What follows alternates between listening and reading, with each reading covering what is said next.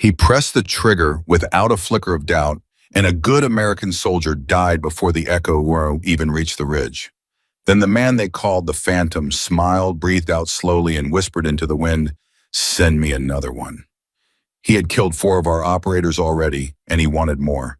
That morning across a valley, nobody believed a bullet could cross a quiet 26-year-old woman was about to make him regret every single word. Before we begin, if you love stories of courage, loyalty, and the ones nobody saw coming, take a second to subscribe and follow this story all the way to the end.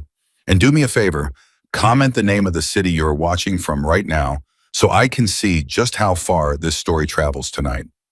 The first thing Commander Ethan Walker noticed was that the birds had stopped singing. He had spent 22 years learning to read silence the way other men read maps, and this silence had weight to it.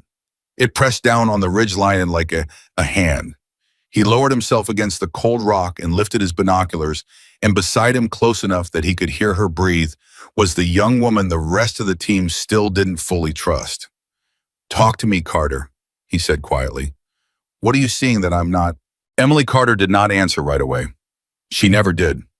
She had a habit of letting a question sit in the air for a moment, turning it over, and it drove some of the older operators crazy. Walker had learned not to rush her. "He's out there," she finally said. "He's been watching us since before we got here."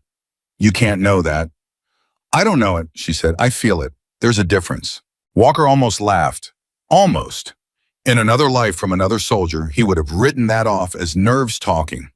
But he had seen Emily Carter's file, and he had seen her hands on a rifle 3 days ago, and there was nothing in this young woman that resembled nerves.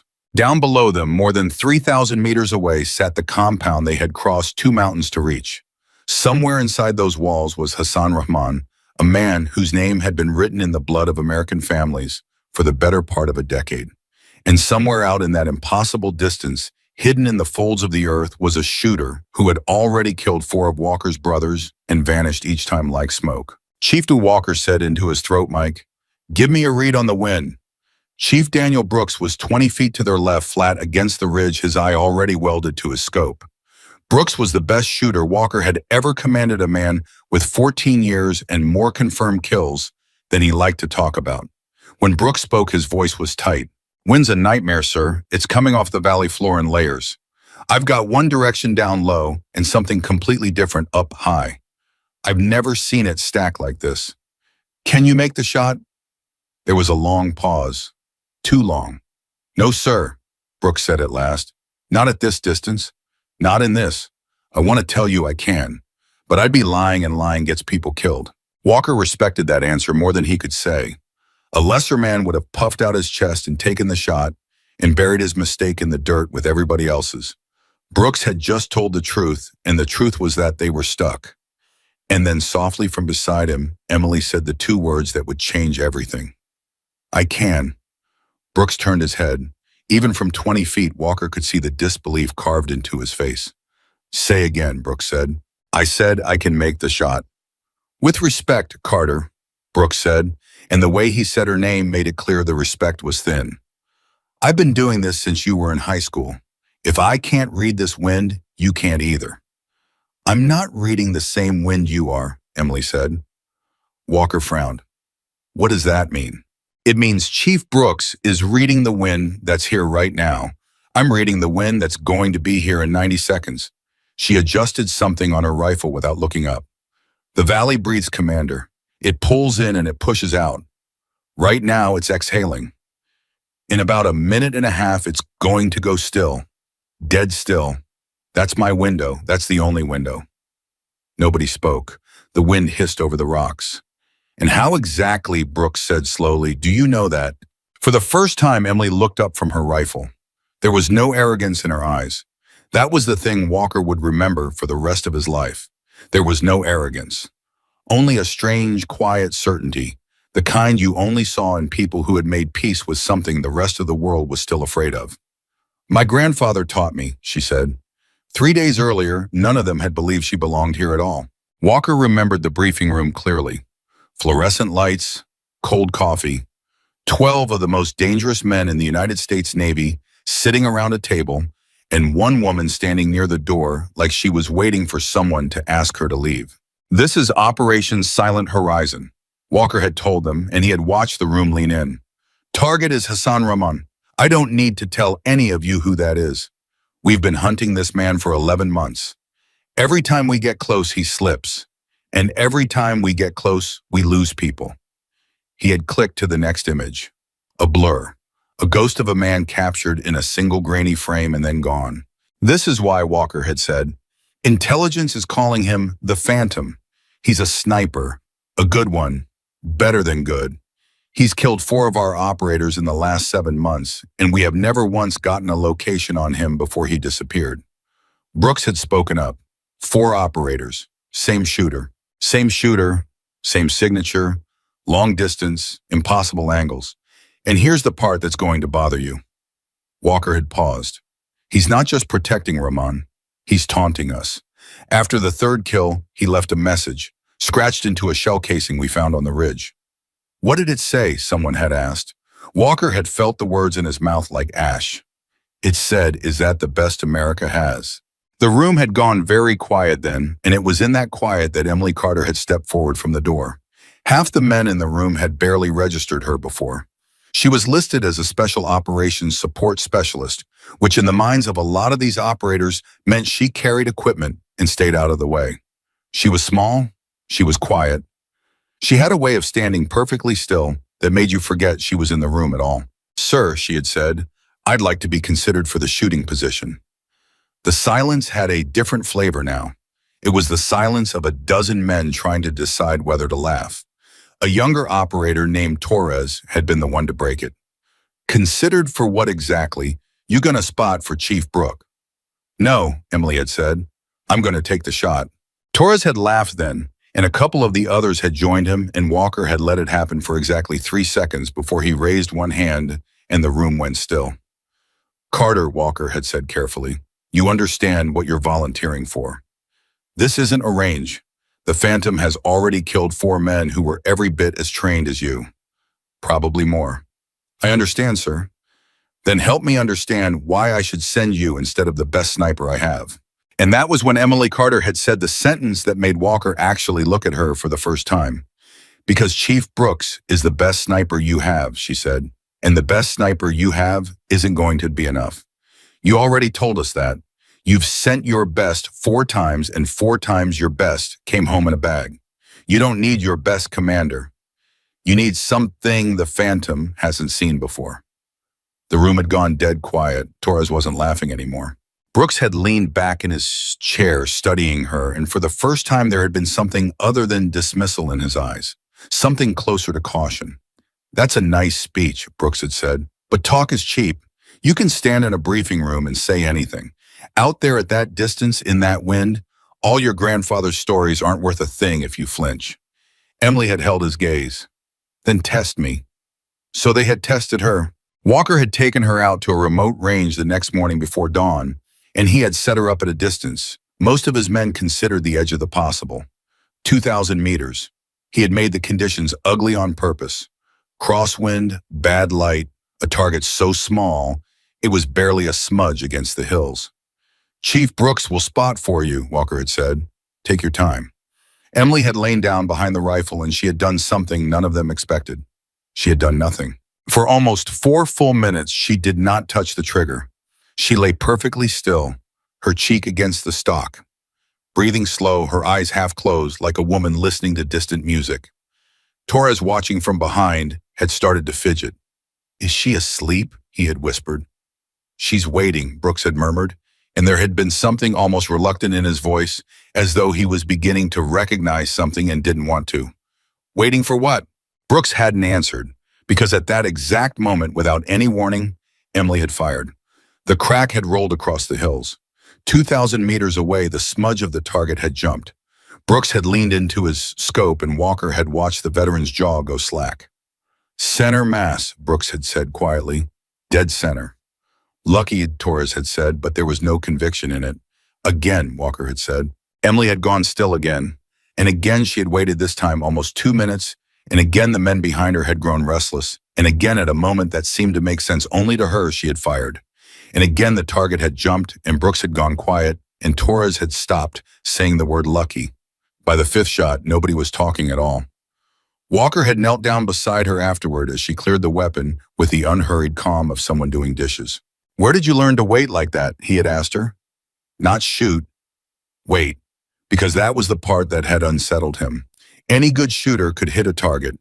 He had never seen anyone hold their fire the way she did, as though the trigger were the least important part of the whole thing. "My grandfather," Emily had said, and then because Walker was still looking at her, she had added, "He was a Marine Scout sniper. Korea. Chosen reservoir and after. He came home with 100 stories he'd never tell anyone but me." "Why you?" she had smiled a little sadly. "Because I was the only one who'd sit still long enough to listen." That night, Walker had approved her for the mission. And that night, everything he thought he understood about Operation Silent Horizon had quietly begun to fall apart. Because that same night, Emily Carter had learned something she told no one. She had been in the intelligence tent going over the 4 dead operators because that was what her grandfather had taught her to do. He learned the enemy before you learn the ground, he used to say. The ground never lies to you, but a man will lie to you every chance he gets. So you'd better know how he lies before he does it. And so Emily had sat there in the dim light, reading the after-action reports of 4 men she had never met, trying to understand the mind of the man who had killed them. And halfway through the 3rd report, she had gone very cold. Because the way the Phantom shot was familiar, the angles, the patience, the signature choice to wait through the obvious window and take the second one, the one nobody expected. The way he seemed to know how an American sniper would think and then stand exactly where that American sniper wouldn't look. She had seen those techniques before. She had learned them at a kitchen table in Ohio from an old man with scarred hands who spoke slowly and never raised his voice. The Phantom wasn't just any sniper. The Phantom shot like her grandfather. She had sat in that tent for a long time, her hands cold in her lap, trying to convince herself she was imagining it. Trying to tell herself that good technique was good technique, that maybe half the snipers in the world eventually arrived at the same conclusions. But she hadn't believed it. Not really. Because there was one detail in the reports, one small thing, that had frozen the blood in her veins. Before the 4th operator died, he had radioed one last transmission. A single fragment recorded and transcribed that nobody in intelligence had been able to make sense of. He said the report read, "He knows the old man's book. He knows the..." And then the transmission had ended. The old man's book. Emily knew exactly what that meant, even if no one else in the United States military did. Because her grandfather had kept a journal. A worn leather journal filled front to back in his cramped handwriting, full of everything he had ever learned about wind and distance and patience and death. He had called it, only half joking, his book. And when he died 3 years ago, that journal had come to Emily and to no one else. Or so she had believed. She had gone back to her quarters that night and torn open her pack and pulled out the journal with shaking hands, and it was there exactly where it always was, and she had held it against her chest and told herself she was being paranoid. But she couldn't stop hearing that dead man's voice. He knows the old man's book. The next morning she had gone to Walker. "Sir," she had said, "I need to ask you something, and I need you to tell me the truth." Walker had looked up from his maps. "Go ahead." "The Phantom. Do we have anything on who he actually is? A name? A background? Anything?" Walker had hesitated, and that hesitation had told her everything. "We have a theory," he had said slowly. "Nothing confirmed." "Tell me." Walker had leaned back and rubbed his eyes, and when he spoke, his voice was heavy. "About 4 years ago, we had a man. Special operations. One of the finest natural shooters anybody had ever seen. His name was Ryan Cole." Emily had felt her stomach drop, though she didn't yet know why. "Cole was brilliant," Walker had continued, "and Cole was broken. Something went wrong on a deployment. A shot he was ordered to take or ordered not to take, depending on who you ask. Civilians died. Cole blamed the command blamed Cole. He was discharged, disgraced, and then he disappeared." Walker had paused. 6 months later, our people started dying overseas. Killed by a shooter nobody could find. Killed the way an American would shoot. Because he was trained the way an American shoots. "You think the Phantom is Ryan Cole?" Emily had said. "I think it's possible, that's all. We can't prove it." Emily had stood very still. "Sir, one more question. This man Cole, before he was discharged, do you know how he learned to shoot, who trained him?" And Walker had said the words that made the whole world tilt beneath her feet. That's the strange part, he had said. Cole never went through the normal pipeline. He came in already knowing how to shoot better than his instructors. When they asked him where he'd learned, he told them he'd studied under a legend, some old Marine sniper from the Korean War. Said the old man's methods were the greatest anyone had ever developed, and that everything he knew he owed to that one teacher. Walker had shaken his head. We could never verify it. The old man was already dead by then. Emily's mouth had gone dry.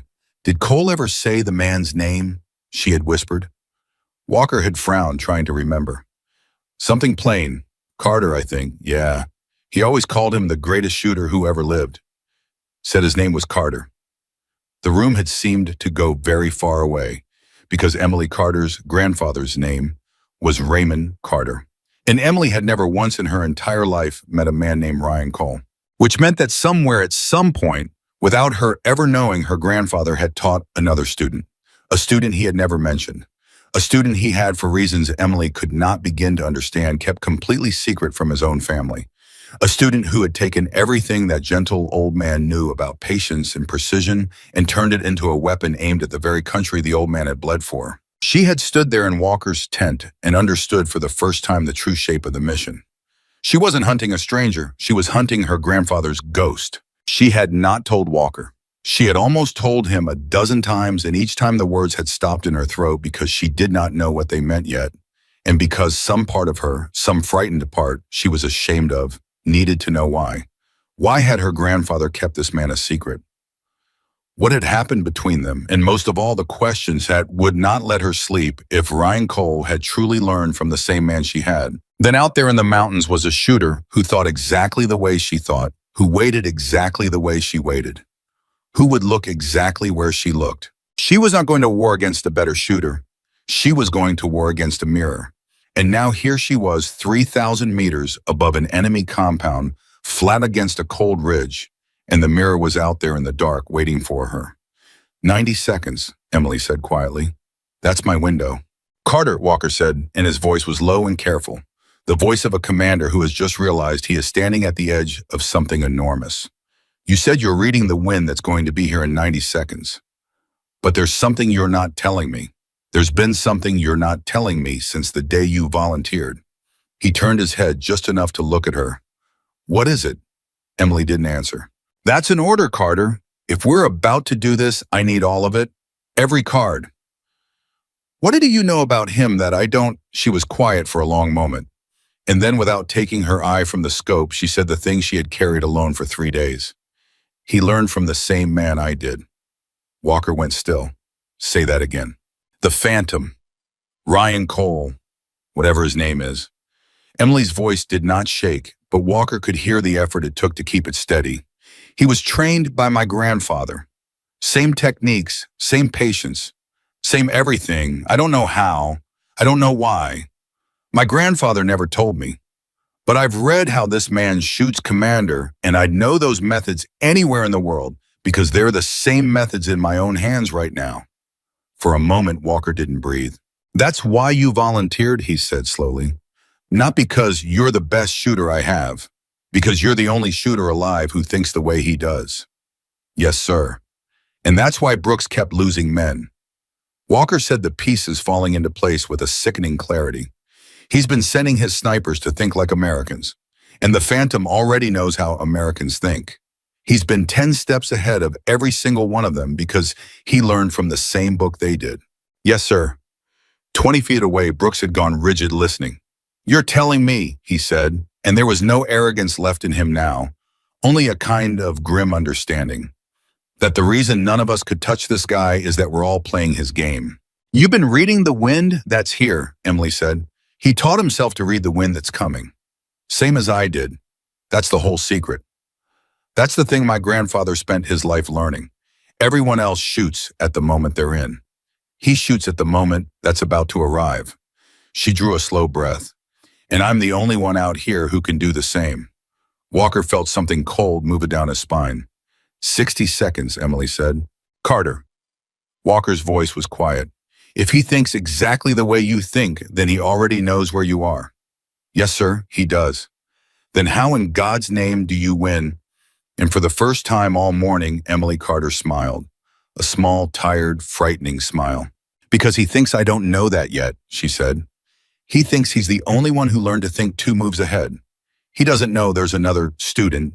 He doesn't know I exist. Her finger settled lightly against the trigger guard. For the last 4 kills, he's been the smartest man on the mountain. He's about to find out he isn't anymore. Walker stared at her. He had commanded men into some of the darkest corners of the earth. He had stood beside legends. And he had never in his life felt what he felt now lying next to this small, quiet woman who was about to fire the most important shot of a war nobody would ever read about in the papers. 40 seconds, Emily said. Chief, I need you to do exactly what I say. Brooks didn't argue. That was how far things had shifted in the last 3 minutes. The best sniper in the Navy, a man with 14 years behind the scope, simply said, "Talk to me." "When I fire, I'm not going to hit him," Emily said. Walker's head snapped around. "What?" "The first shot is a lie," she said calmly. "It's a shot I'm going to miss on purpose. Wide, high, somewhere he'll see it strike and understand. Because he's going to do what my grandfather taught both of us to do. He's going to read that shot. He's going to figure out where I fired from and how. And he's going to realize that whoever's up here reads the wind the way he does." She paused. "And that's going to do something to him that nothing else in this war has done. It's going to make him curious. And a curious man moves. He'll lift his head just an inch to see who I am. Just an inch. Just for a second. And that's your shot," Brooks said softly. "That's my shot," Emily said. Walker's mouth had gone dry. "You're going to bait the deadliest sniper on this continent by letting him know you're just as good as he is." "No, sir," Emily said. "I'm going to bait him by letting him know I'm better. And the only way to prove that to a man like him is to do the one thing he'd never expect. Waste a shot. He'd never waste a shot. His whole life, my grandfather's whole life, was about never wasting a shot. So when he sees me throw one away on purpose just to talk to him, he's going to understand exactly what it means." Her voice dropped to almost nothing. "It means I'm not afraid of him. And that commander is going to make him angry. And angry men lift their heads." Down in the valley, the wind began almost imperceptibly to die. 20 seconds, Emily said. "Carter." Walker's voice was barely a breath. "If you're wrong about any of this, if he's better than you think, or faster, or if he doesn't take the bait, he's going to find you in that second you are exposed, and he's going to kill you, and I am going to have to write another letter to another family." "I know, sir." "Then tell me you're sure." Emily was silent for 3 full seconds. When she spoke, she did not tell him she was sure. She told him something better, something truer. The last thing her grandfather had ever said to her before the machines were switched off, the sentence written on the final page of the old man's book. "He used to tell me," she said softly, "that a great sniper isn't the one who's never afraid. Anyone who tells you they're not afraid out here is either lying or already dead. A great sniper is the one who does the right thing while they're afraid. That's the whole difference. That's everything he knew in one sentence." She breathed out long and slow, and the valley went utterly still around her. "I'm afraid, Commander. I've been afraid since the day I found out who he was. But I know why I'm pulling this trigger, and that's more than he does." 10 seconds, Brooks whispered. Walker put his eye back to his binoculars. His heart was slamming against his ribs like a fist. Below them, 3,000 meters away, and more Hassan Romano had stepped out into the open, small as an insect, and somewhere in the tortured folds of that valley, the man they called the Phantom lay waiting, a man who had killed 4 brothers and laughed, a man who did not know, could not know that the ghost of his own teacher had sent a second student to find him. "Wind's dead," Emily breathed. "It's dead. This is it." "Take it," Walker said. And Emily Carter, 26 years old, quiet as a held breath, did the one thing no shooter on that mountain would ever have done. She fired a shot she meant to miss. The rifle roared. The sound tore down the valley and rolled off the far ridges, and 3,000 meters away, a spray of rock and dust erupted a full body length from where the Phantom lay hidden. Not a mistake. Not a miss. A message. A message written in the only language a man like that would ever understand. "I see you. I read the wind that's coming just like you do, and I threw this shot away just to tell you so." For one endless second, nothing happened. Walker watched through his binoculars, not breathing, his whole body one clenched muscle. And then in the shadow of a rock where he would have sworn there was nothing but stone, something moved. A shape. A man. A head lifting just an inch, just for a heartbeat, drawn up out of cover by a fury and a disbelief and a terrible fatal curiosity, because in 15 years of killing no one had ever spoken to him in his own language before. He lifted his head to see who she was. And by side Commander Ethan Walker, calm as still water, already waiting, already there, already in the future. She had read a full minute before it arrived. Emily Carter breathed out one last time and closed her hand around the trigger. "There you are," she whispered. The valley held its breath. 3,247 meters away, the man who had learned everything from her grandfather looked up into the light, searching for the impossible shooter who had just told him he was no longer the best on the mountain. And he found her. For a fraction of a second across a distance no bullet was ever supposed to cross two students of the same dead master, saw each other clearly for the first and only time. Then Emily Carter pulled the trigger, and the whole world went white with sound. The white roar of the shot faded, and for a moment Commander Ethan Walker could not tell whether the man 3,000 meters away was alive or dead, because the shape that had lifted its head an inch out of the rocks had dropped again, and there was no way to know if it had dropped because a bullet had found it or because its owner had simply pulled back into cover. "Talk to me," Walker said. His voice came out rough. "Carter, did you hit him?" Emily didn't move. Her cheek was still welded to the stock, her eyes still down the scope, her breathing still slow and even, as if the most impossible shot of the entire war had cost her nothing. "No," she said quietly. The word landed in Walker's chest like a stone. "No." "He moved," she said, "at the last quarter second. He lifted his head exactly like I told you he would. And then he did something I didn't expect." She finally lifted her eye from the scope, and when she looked at Walker, there was something new in her face. Not fear. Something colder than fear. He recognized the shot before it got there.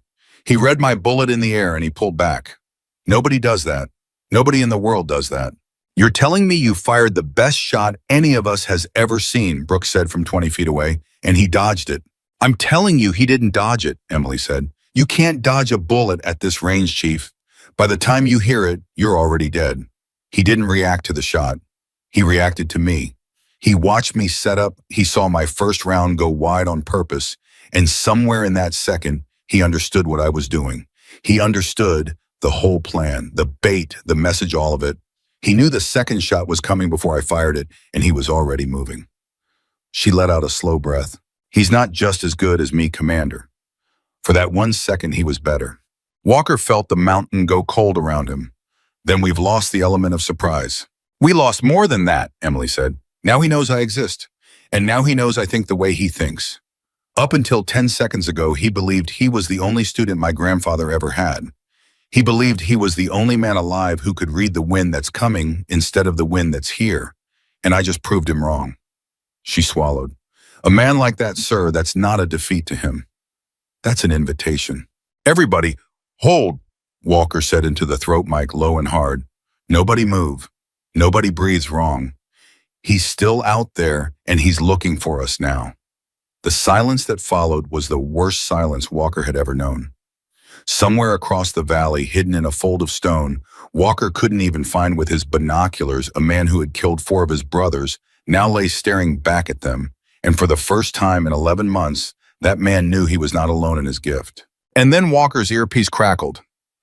It was not one of Osman. The voice that came through was calm and warm and almost gentle, and it froze the blood in every operator on that ridge, because it was speaking on a frequency that was supposed to be impossible to reach. That the voice said, "But it was the finest first shot I have seen in 15 years." Nobody moved. Nobody spoke. Walker's hand tightened on his weapon. "He's on our net," Brooks whispered. "How is he on our net?" "Please don't waste your time trying to trace this," the voice continued, unhurried, almost amused. "You won't. I've been listening to your transmissions for 3 days. I know your call signs. I know your commander's name. Ethan, isn't it? Commander Ethan Walker. You've sent me 4 good men already. I have to say this 5th one is different." Walker's jaw clenched. He looked at Emily. She had gone very still, and her face had drained of color, and Walker realized in that instant that she was not afraid of the voice. She recognized it. Whoever's running your shooter, the voice went on, give them a message from me. Tell them I've been waiting a long time to meet someone who reads the valley the way I do. Tell them that shot they just threw away, that wasted round, that was the most eloquent thing anyone has ever said to me. I understood every word of it. A pause. Tell them I said thank you. Emily reached up slowly and keyed her own mic before Walker could stop her. Ryan, she said. The silence on the other end was total. Walker's stomach dropped. He grabbed her arm, but she didn't lower the mic. Across the valley, in a fold of stone, a man who had not been surprised by anything in years went absolutely still. How, the voice said at last, and for the first time the warmth was gone from it. Do you know that name? I know a lot of things, Emily said. Her voice was steady, but Walker, close enough to feel her breathe, could feel the tremor she was fighting to keep out of it. I know you were special operations. I know something went wrong on a deployment. I know they discharged you and called you a disgrace, and I know you didn't think it was your fault. She paused. And I know who taught you to shoot. The line was quiet for so long that Walker thought the man had cut the connection. Then the voice came back, and it was different now. Lower, wary. A predator that had just discovered the thing it was hunting knew its true name. You're bluffing, Cole said. Nobody knows who taught me. I never told a soul.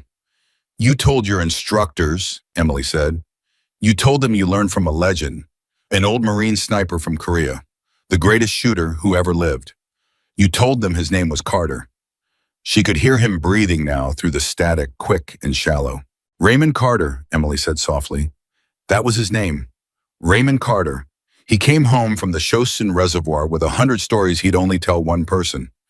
He kept a journal his whole life. He called it his book. And when he died 3 years ago, that book came to exactly one person in the world. Her voice cracked just slightly, just once. It came to me because I'm his granddaughter. My name is Emily Carter. And I want to know how in the hell my grandfather trained the man who's been killing American soldiers. The valley held its breath. When Ryan Cole finally spoke, his voice had changed completely. The predator was gone. What was left underneath sounded almost like a boy. His granddaughter, he said. He never told me he had a granddaughter.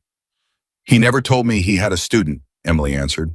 And there, 3,000 meters apart, two people who had loved the same dead man and never known the other existed sat in stunned silence on opposite sides of a war. Walker seized the moment. He leaned close to Emily and covered his own mic with his hand. Carter, whatever this is, whatever he was to your grandfather, this man has murdered 4 of my operators. He put a message on a shell casing asking if that's the best America has. Do not let him get inside your head. That's what a man like this does. He finds the thing that hurts you and he pushes on it. Emily nodded once tightly, but she didn't lower the mic. Ryan, she said, you need to walk away. Right now. Leave Raman. Leave this valley. Disappear the way you know how to disappear and never come back. Because if you don't, one of us is going to kill the other one today, and I don't want it to be me, and I don't think you want it to be you. Cole laughed. It was a soft, broken sound. You think it's that simple. I think my grandfather didn't teach you art of this so you could turn it on his own country. Your grandfather, Cole said, and now the edge came back into his voice, sharp and sudden. Didn't teach me anything about his country. Do you want to know what he taught me? He taught me the truth. He taught me that they'll use you until you're empty and then throw you away and call it your fault. He knew it, Emily. He knew it before I did. He'd seen it happen to men better than both of us. He told me straight to my face that the day would come when the people I bled for would decide I was inconvenient, and on that day I'd learn what I was really worth to them. A pause ragged. He was right. That day came, and I remembered exactly what he told me. That's not who he was, Emily said, and her voice shook now. He loved this country. He gave everything to it. And what did it give him back? Cole snapped. A folded flag and a headstone? Did you sit at his kitchen table at the end, Emily? Did you watch him die in a country that forgot his name the day after his war ended? I did.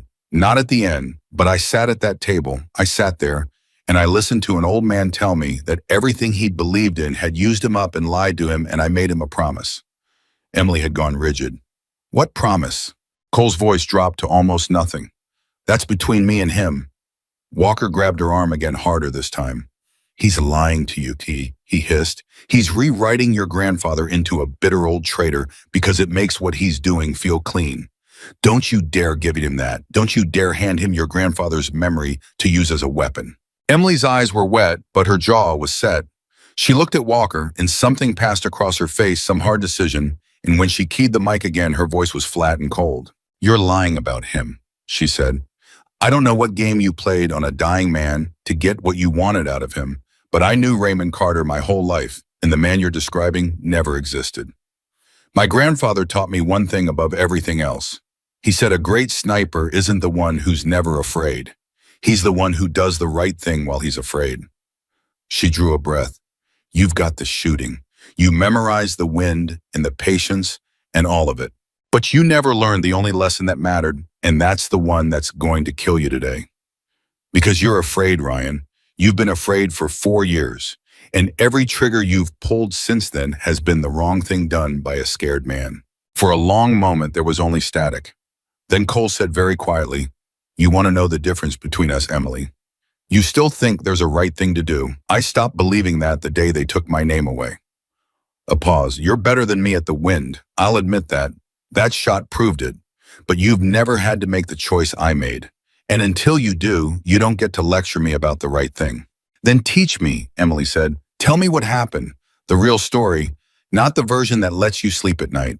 Tell me what they did to you, and tell me why you think the answer was killing kids like the 4 you've already killed, and maybe I'll believe you didn't murder my grandfather's whole life along with them. The line went dead. Emily lowered the mic. Her hands were shaking now freely, and she made no effort to hide it. Walker stared at her. You just kept the deadliest sniper on this continent on the line for 4 minutes. Why? Because every second he's talking to me, Emily said, he's not shooting at us. And because I needed to know something. She wiped her face roughly with the back of her hand.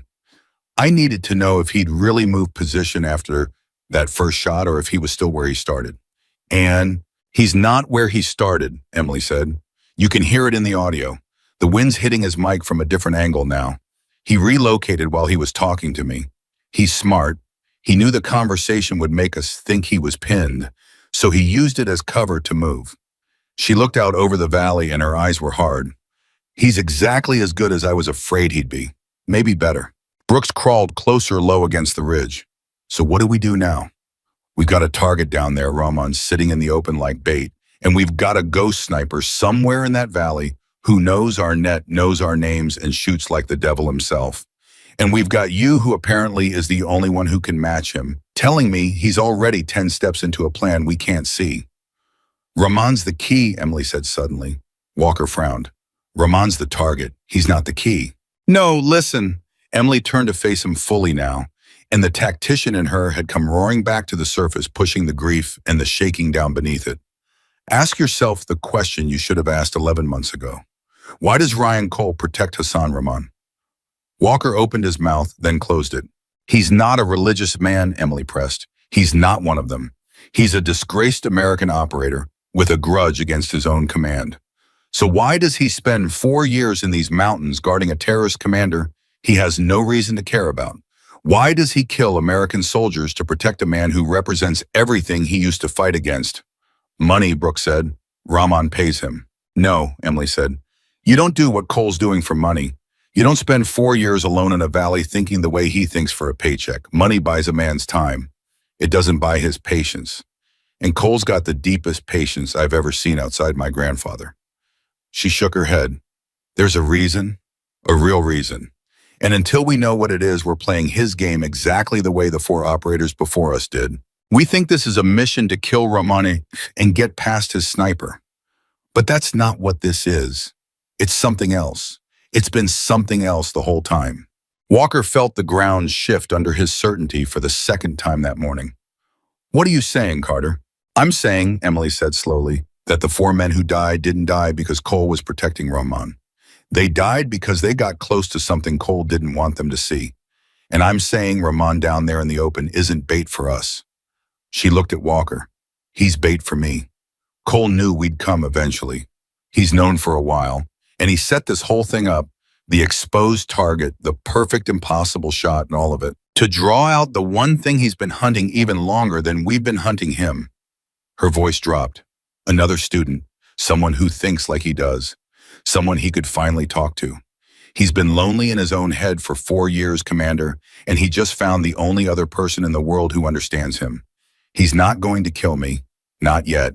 He wants something from me first. You can't know that, Walker said, but his voice lacked conviction now, because everything she'd said had the terrible ring of truth.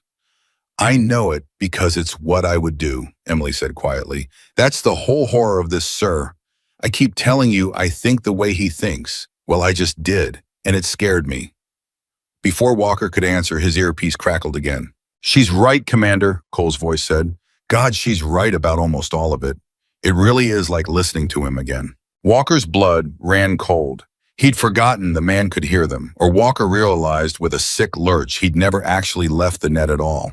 The deadline had been another lie, another move.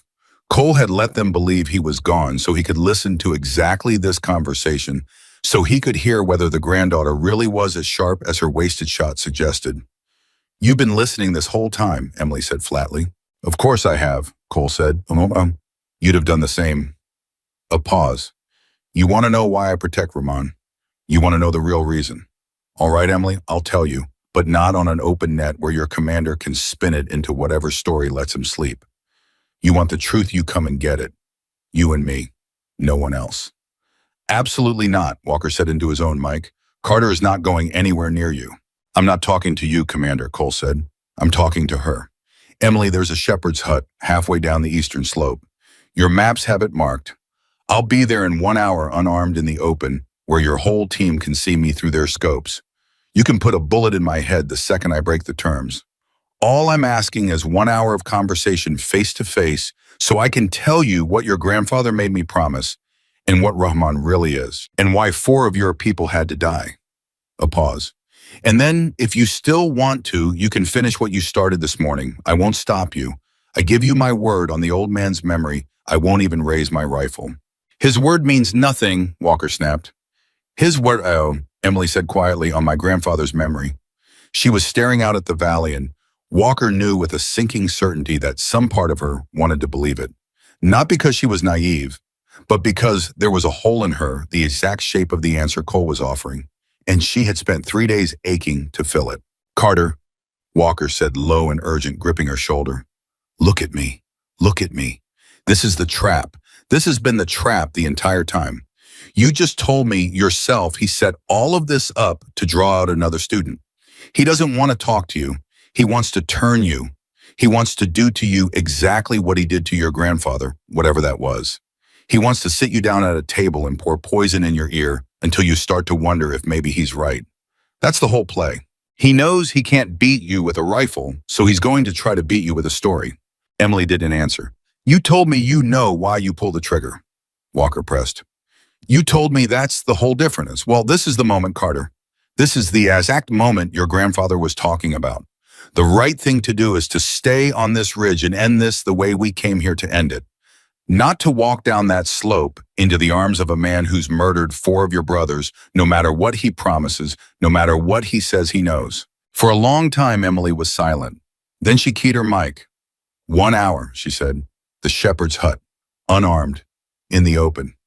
Carter, Walker growled. But I'm not coming alone, Emily continued, ignoring him. And I'm not coming to listen to your story, Ryan.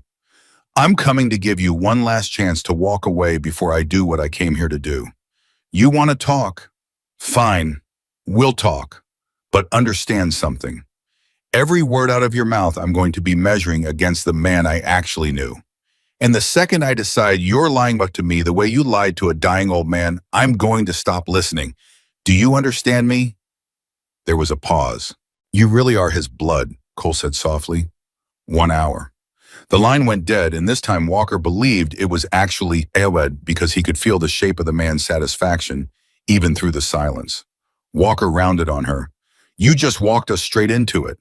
I walked us into information, Emily said, already checking her rifle, already thinking 3 moves ahead. Sir, with respect, we came here with a plan built on a lie. We thought we understood this mission. We don't. 4 men died because they thought they understood it too. I'm not going to be the 5th. I need to know what Rahman actually is, and I need to know what my grandfather said. And the only source for both of those things is sitting in a fold of rock 3,000 meters away, offering to tell me.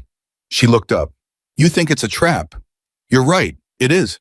But a trap, you can see, is just a room with a door in it. I'd rather walk into a trap I understand than keep dying in one I don't. Walker stared at her, and slowly, grudgingly, something in his expression shifted from anger toward a wary, unwilling respect. You had this figured out before he even offered, he said. I had it figured out the second Rahman walked into the open, Emily said. No commander that careful exposes himself unless someone wants him exposed. Rahman's not the prize, sir, he never was. He's a lure, and a lure means somebody's fishing. I just needed Cole to confirm it, and he did the moment he offered me a private conversation instead of a bullet. She slid the bolt home. He wants me alive. That's the only advantage we've got, and I intend to use every inch of it. Brooks let out a low whistle. 14 years I've been doing this, he said. I've never once heard a plan I hated as much as this one or trusted as much as the person saying it. I don't know what to do with that. You cover me, Emily said. That's what you do with it. You and every scope on this ridge stay locked on that hut. Cole gives me his word he'll be unarmed and in the open. If he breaks it, if his hands move wrong, if anything about it feels off, you put him down. All of you. Don't wait for my signal. Don't wait for anything. The second he lies, you end it.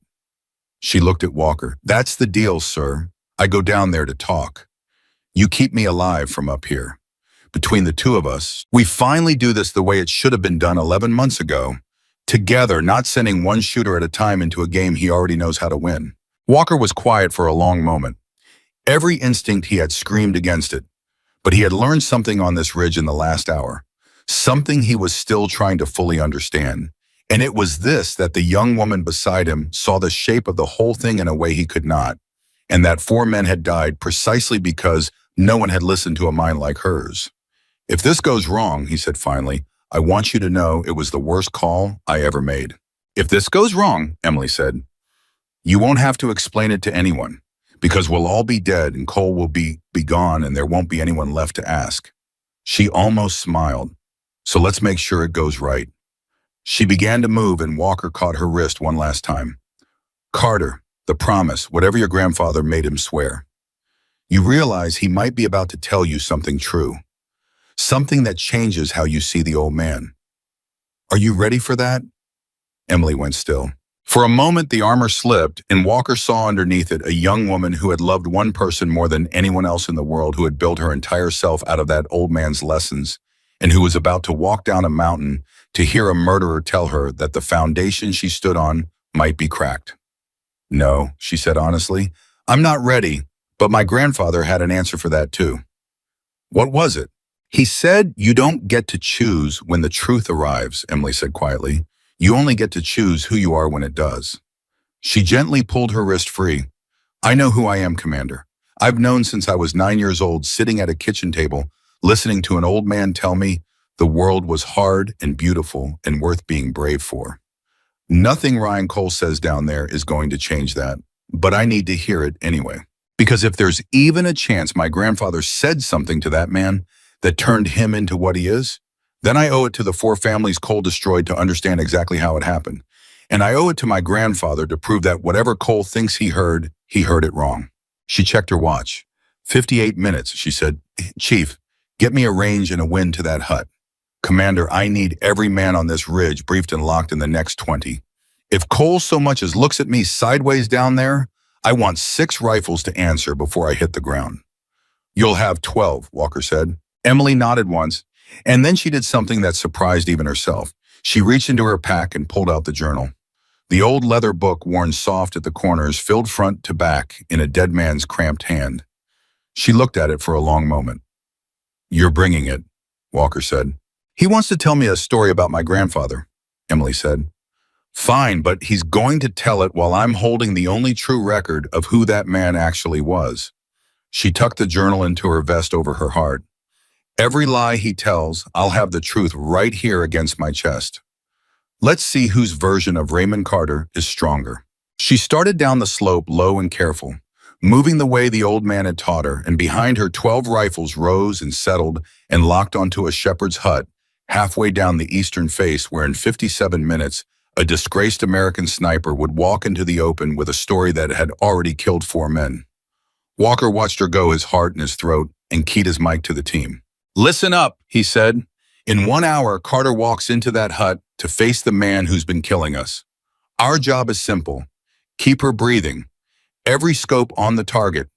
Nobody blinks. Nobody looks away. If any one of you sees that man's hands do something you don't like, you don't call it in, you don't ask permission, you fire. Am I clear?" 12 voices answered. And as the sun climbed higher over the valley of northern Afghanistan, Emily Carter descended alone toward a conversation she had waited 3 days and traveled 2 mountains and fired one wasted perfect shot to earn with her grandfather's A Book Against Her Heart and her grandfather's Lesson in her mouth, walking straight into the trap she could finally at last see clearly. Halfway down, she paused behind a boulder, pressed her back to the cold stone, and let herself feel it just for a second. The fear, all of it. She let it fill her up the way the old man had taught her, because he'd said the ones who pretended it wasn't there were the ones who broke. Then she breathed out long and slow and pushed it back down where it belonged. "Okay, Grandpa," she whispered. "Let's go find out what you told him." And she stepped out from behind the rock into the open, into the range of a killer's rifle, trusting 12 men she barely knew to keep her alive, walking toward the one man on earth who thought exactly the way she did, carrying the truth against her chest, ready at last to learn what her grandfather's last student had really promised a dying old man at a kitchen table 4 years and 4 murders ago. Above her on the ridge, Commander Ethan Walker pressed his eye to his scope and did not breathe. Below her in the shadow of the hut, something moved. The thing that moved in the shadow of the hut was a man, and he was exactly where he'd said he would be, and he was exactly as unarmed as he'd promised, and that terrified Emily Carter, more than a raised rifle ever could have. Because a man who keeps his word about the small things is a man building trust for the moment he plans to break it about the big ones. Ryan Cole stepped out into the open light with his hands loose and empty at his sides, and Emily got her first real look at the ghost who had haunted this valley for 4 years. He was younger than she'd expected, older in the eyes than any man had a right to be. He moved with a stillness that she recognized instantly because it was her own stillness. The economy of motion of someone who had been taught that every unnecessary movement was a small betrayal of the discipline. He moved the way her grandfather had moved. "That's close enough," Emily said. She stopped 30 feet away in the open where 12 rifles on the ridge behind her had a clean line to the back of Cole's skull. Her own rifle was slung in her hands, visible, the terms honored on both sides. "You've got 1 hour. You've already burned 4 minutes of it walking out here slow to make a point. Talk." Cole almost smiled. "He taught you to count the other man's time. He taught me the same thing." He tilted his head, studying her the way she was studying him. "You have his hands. Did anyone ever tell you that the way you hold them still? He used to say the hands tell you everything about a shooter before they ever touch the rifle." "Don't," Emily said sharply. "Don't do that. Don't stand there and try to build a bridge between us out of a dead man's habits. You don't get to have him. You gave that up the day you turned everything he taught you against the country he loved." "The country he loved," Cole repeated softly. "Is that what you think this is about, a country?" He shook his head slowly.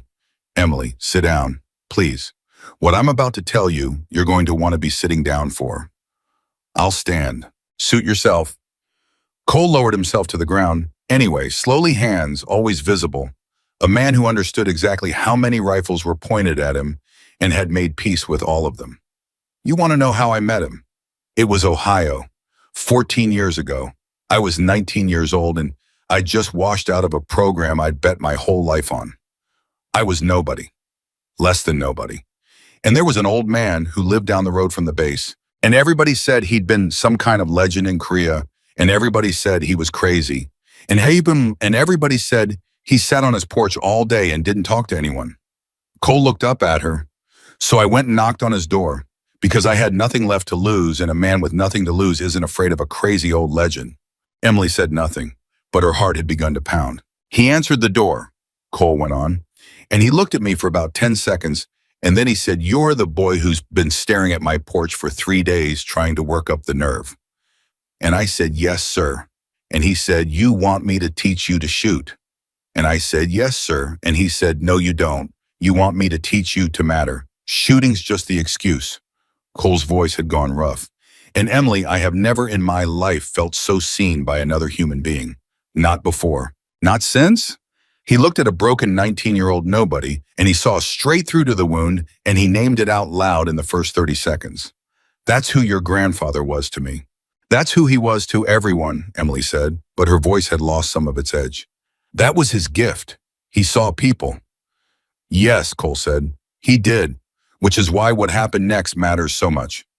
He shifted, and behind him on the ridge, 12 fingers tightened on 12 triggers and then relaxed as his hands stayed visible. He trained me for 2 years, Cole said.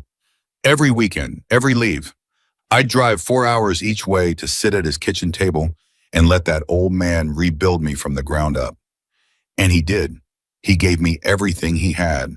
The win that's coming instead of the win that's here. The patience. All of it. The same things he gave you, I'd bet at that same table. Cole's jaw tightened. And then one day near the end, when he was already getting sick, he told me something he made me swear I'd never repeat. He made me promise. And I kept that promise for 14 years, Emily. Right up until this morning when his granddaughter fired a shot across a valley that told me she was the only other person alive who could understand it. What did he tell you? Emily said. Her voice had gone very quiet. He told me why he really left the Marines, Cole said. Emily went cold. He served 20 years. He retired with honors. There's nothing to tell. Is that the story you got? Cole said gently. 20 years honors a quiet retirement to a porch in Ohio. That's the truth. That's the story, Cole corrected. Emily, your grandfather didn't retire. He was pushed out, quietly. With honors, yes, because it was cleaner for everyone that way. But he was pushed. Cole leaned forward, because near the end of his career, he was given an order to take a shot, and he refused it. The valley seemed to go silent around her. He refused a shot, Emily said slowly. That doesn't make sense. He never refused a shot in his life. He told me himself the hardest lesson was learning that sometimes you have to pull the trigger even when everything in you says don't. Yes, Cole said, he told me that too. And do you want to know why he taught it so hard? Why he drilled it into both of us like his life depended on us learning it? Cole's eyes were burning now because he learned it the wrong way. He learned it from the one time he got it backwards. The one time in his whole career he refused a shot he should have taken. And people died because of it. American people. Men in his own unit ambushed because he wouldn't take a shot that would have saved them. Because his conscience told him the target wasn't clean. Cole's voice cracked. He carried that for 40 years, Emily. That's the wound. That's the thing under all of it. Your grandfather wasn't teaching us to shoot. He was teaching us not to make the mistake that haunted him until the day he died. He was trying to save us from becoming him. Emily's hands were shaking. She pressed them flat against her thighs to stop it. You're lying, she whispered, but it came out weak because it fit. God help her, it fit. It explained the intensity, the way he'd hammered that one lesson harder than any other, the way his eyes would go somewhere far away when he talked about the weight of the trigger. I'm not lying, Cole said quietly, and I can prove it because he wrote it down in the book, the one you're carrying against your chest right now. I can see the shape of it under your vest. He held her gaze. There's a page near the back, not at the very end, about 3/4 through. The handwriting's worse there than anywhere else because his hands were already shaking when he wrote it. He wrote the name of the operation. He wrote the date, and he wrote 4 names. The 4 men who died because he refused the shot. Cole paused. Look for it. I'll wait. You've got 50 minutes. Take 5 of them and look. And there it was. The trap or the truth or both at once, laid out so cleanly that Emily could see exactly how it worked and still felt herself reaching for the book. Because she had to know. Up on the ridge, Walker's voice crackled in her ear, low and urgent. Carter, do not take your eyes off him. Whatever he's telling you, it's designed to make you look down at that book. And the second your eyes drop, his hands come up.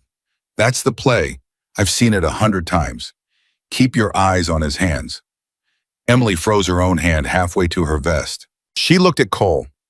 Cole looked back at her and something passed across his face, some flicker of understanding, and then slowly he did something that stopped her heart. He put both his hands flat on the ground in front of him, palms down, fingers spread as far from his body as he could reach. Your commander just told you not to look down, Cole said quietly. He told you the second your eyes drop, my hands come up. He's right to say it. It's exactly what I'd say if I were him. Cole pressed his palms harder into the dirt. So I'm going to make it easy for you. My hands stay here, flat on the ground, where 12 of your rifles can watch them. Look at the book, Emily. Take your time. I'm not going anywhere, and I'm not moving these hands because I don't need to. I'm not here to kill you. I keep trying to tell you that, and you keep not believing me. Walker's voice was hard in her ear. It's a trick, Carter. He's got a second shooter. He's got something. No man puts his hands flat on the ground in front of 12 rifles unless he knows something you don't. Do not look at that book. And Emily, standing in the open with the truth about her grandfather pressed against her heart, made a decision. She didn't look at the book. Instead, she said, "You mentioned a second shooter." Cole went still. "I didn't mention a second shooter," he said carefully. "No," Emily agreed. "You didn't. But my commander just did in my ear, and you couldn't hear him say it. And yet the second I stopped reaching for the book, you pressed your hands harder into the ground and told me to take my time. You got more relaxed, Ryan, not less. A man who wanted me to look down would have gotten tense when I didn't. You got comfortable." She let that sit for a beat, which means you don't actually need me to look at the book, which means the book was never the trap. It was the tell. You brought my eyes to it so I'd feel the weight of it and start to believe you. The book is real. The story might even be real, but it's not why you're here. Her voice dropped. So let's stop. Let's stop the whole dance. What do you actually want from me, Ryan? Because it isn't my grandfather's memory, and it isn't my death, and it sure as hell isn't a nice long conversation about the old days. What do you want? For a long moment, Cole didn't move. His hands stayed flat on the ground. And then he laughed softly, and there was something almost like grief in it. He'd have loved you, Cole said. Do you understand that he'd have loved you so much more than he ever loved me? Because you got there in 4 minutes what took me 4 years. He shook his head slowly. You're right. I'm not here for your grandfather's memory. I'm here because I need your help, and you're the only person on earth who can give it to me. Walker's voice exploded in Emily's ear. Here it comes. This is the turn. This is where he tries to flip you. Hold the line, Carter. Help with what? Emily said flatly. Cole looked up at her, and for the first time the mask came all the way off, and what was underneath was not a killer and not a legend and not a ghost. It was a desperate, exhausted man at the absolute end of himself. Hassan Rahman isn't a terrorist, Cole said. Emily's breath caught. What? He's a source, Cole said. He's the highest value intelligence source the United States has had in this region in 20 years. And 4 years ago, when they threw me away, when they took my name and my honor and told me it was my fault, there was one man in the command structure who knew the truth.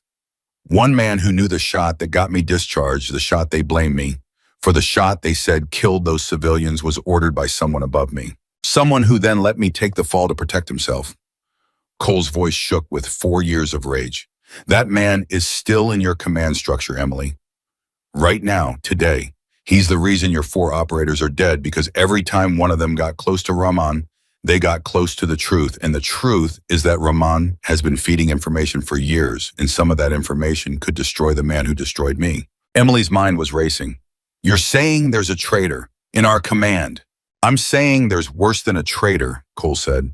I'm saying there's a man who's been selling out American operations for years, who framed me to save himself, and who has been sending kill teams into this valley, not to eliminate a terrorist, but to eliminate a source who could expose him.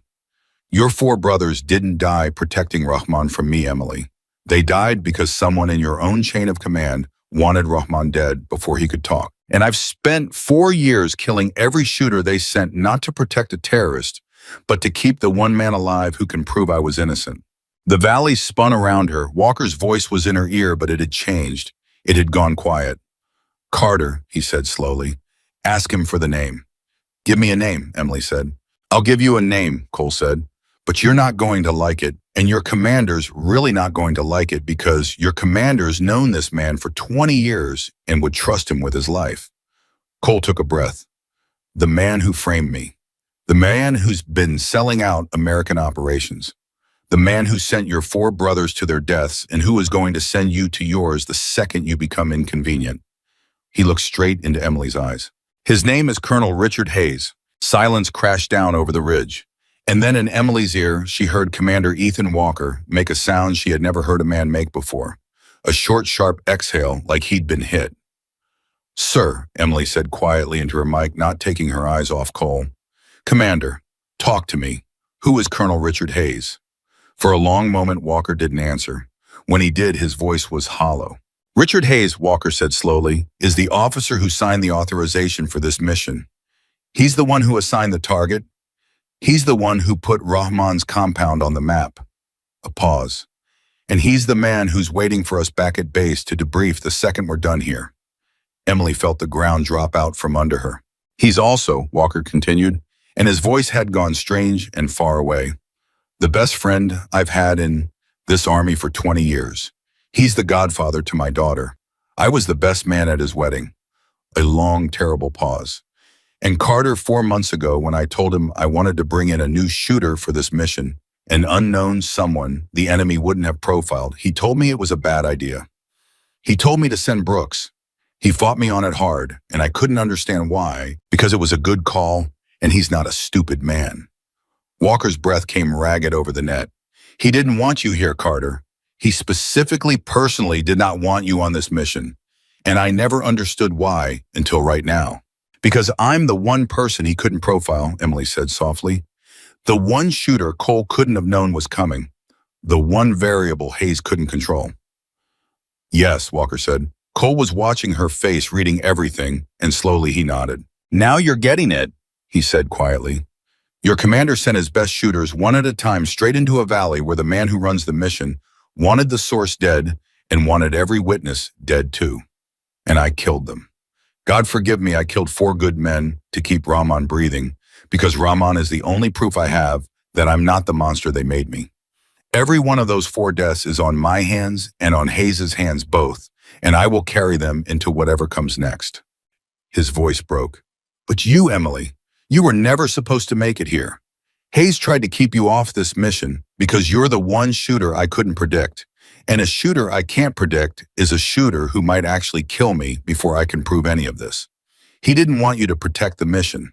He wanted you dead in this valley alongside me and Rahman and the truth, so all of it would disappear together. Carter." Walker's voice was iron, now iron over grief. "I need you to listen to me very carefully. Everything this man is saying could be a lie. Everything. He is a proven killer and a proven manipulator, and he has every reason in the world to turn you against your own command. But," a long pause, "but Richard did fight me on bringing you in. That part's real.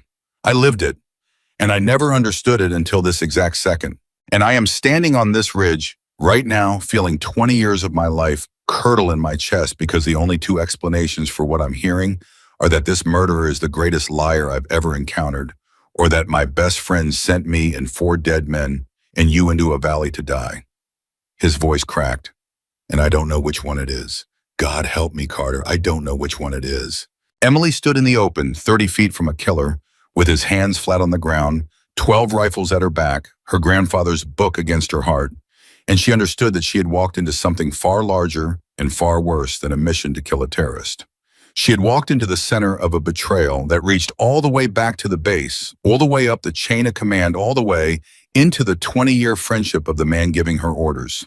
"Ryan," she said slowly, "if everything you're saying is true, if Hayes framed you and Rahman's a source, and my grandfather refused a shot that haunted him, then why me? Why do you need me specifically?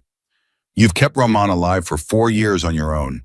You don't need my help to keep killing the men Hayes sends." Cole looked up at her, and the desperation in his face was total now. "Because I'm dying, Emily," he said. The words landed like a stone in still water. "There's a reason I finally exposed myself this morning," Cole went on. "A reason I let you draw me out with that shot. A reason I'm sitting here with my hands in the dirt telling you all of this, instead of putting a bullet in your commander's skull from a mile away, like I could have an hour ago."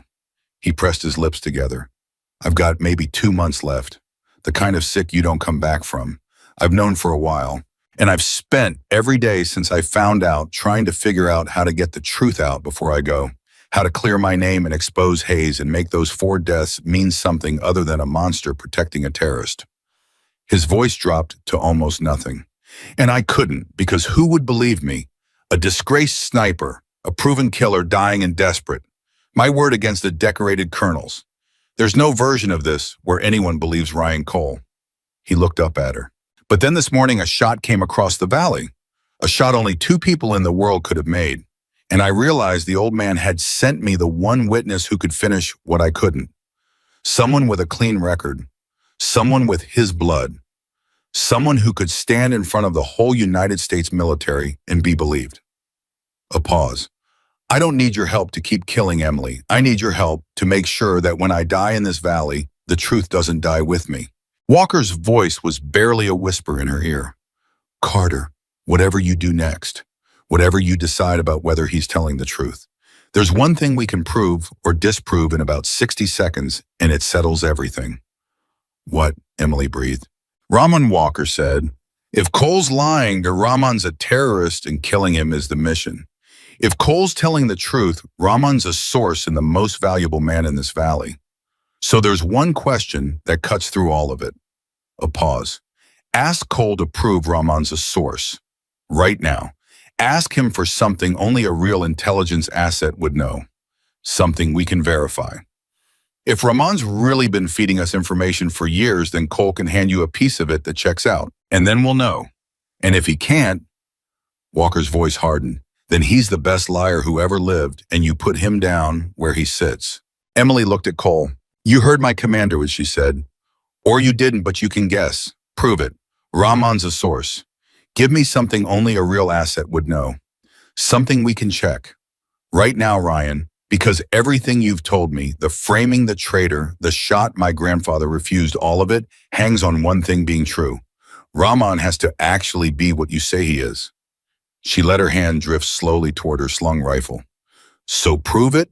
You've got 30 seconds. And if you can't, then I'm going to have to assume every word out of your mouth was a story designed to turn my grandfather's granddaughter against her own country, and I'm going to do exactly what I came down this mountain to do.